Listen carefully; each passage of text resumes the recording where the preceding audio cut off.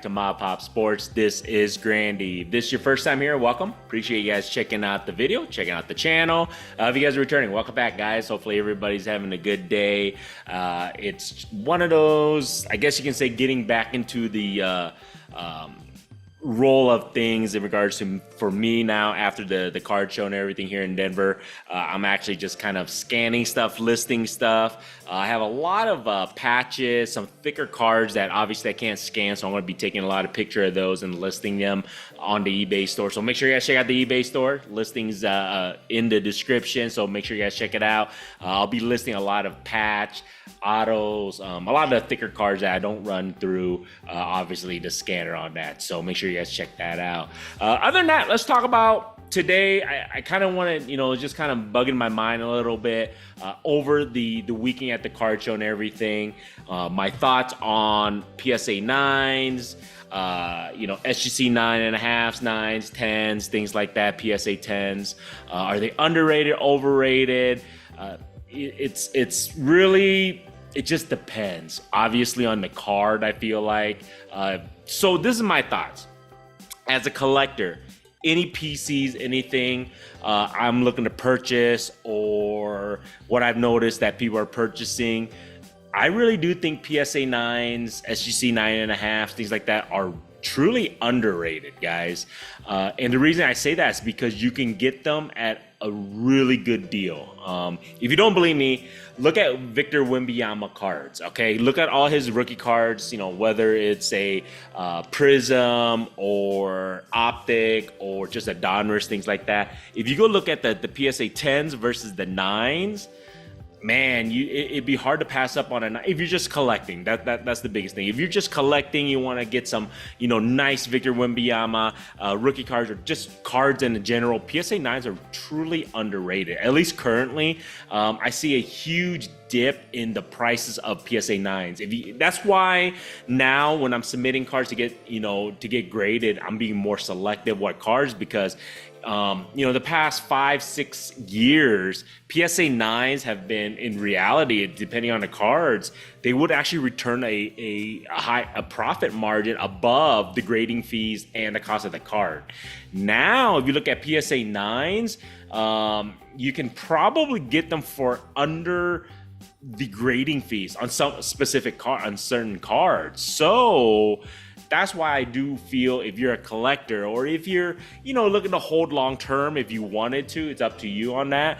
PSA 9s is not a bad way to go to get a card for, a really nice card in reality for a really good deal. So in my eyes, I was talking to somebody at the card show. I was like, dude, PSA, don't sleep on PSA 9s, especially if you're looking just to collect or hold long term. I think value wise, it's there. It's better than sending in a card to get graded and then all of a sudden you get a 9 and you spent more money on the card and the grading fees itself. So you might as well buy the 9 and like I just said, just collect on that. So don't sleep on PSA 9s, SGC 9.5s. I think they're definitely underrated. There is a niche for them, obviously. I know there's going to be haters. You're like, no, 10s and 10s only. I get that. But I'm just talking about for people who just collecting the card itself. Don't sleep on PSA 9s. I think they're definitely there. Price point is definitely there. So don't sleep on that. Do I still think PSA 10 and Gem Mint 10s are the king of the crop? Yeah. They still are, and the reason being is because, like I just said, you can go Victor Wembanyama cards, right? Or anybody else for that matter. If you go look at the Gem Mints, PSA 10s, still king. When I say that, it just holds a lot of value. Even if the card is not centered correctly, it's just for some reason, people just feel that PSA 10, that, the Gem Mint 10 just carries a lot of value. There's still tons of money to be had in that sense. So whether you're grading a card, whether you're looking to flip cards, I did notice though at the show, a lot of 10s move a lot easier than the 8s, the 9s, the 7s, things like that.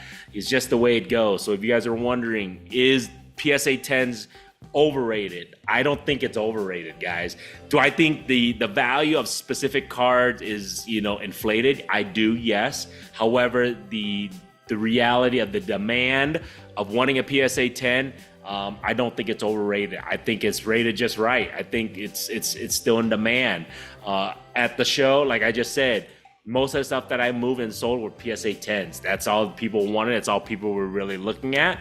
There you guys go on that. So just that's just kind of my thoughts on the overrated, underrated of the PSA 9s, PSA 10s. As a collector myself, for PCs, I don't look past 9s. I think price point wise is a good price point for me and myself.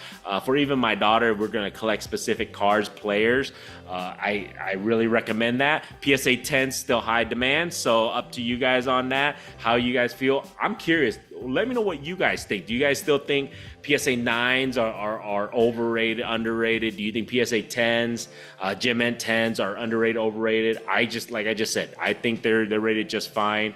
There's still a hot demand for the PSA 10s. People still love the grading cards and all that good stuff. So there you guys go. Just thought I'd do a quick video about that. Let me know what you guys think about that. If you guys like this stuff, feel free to subscribe. If you have not subscribed, all good. I still appreciate you guys checking out the video and just kind of my babbling and my thoughts on that. So other than that, man, have a good rest of the week. I'm going to get back to listing and packaging stuff to ship.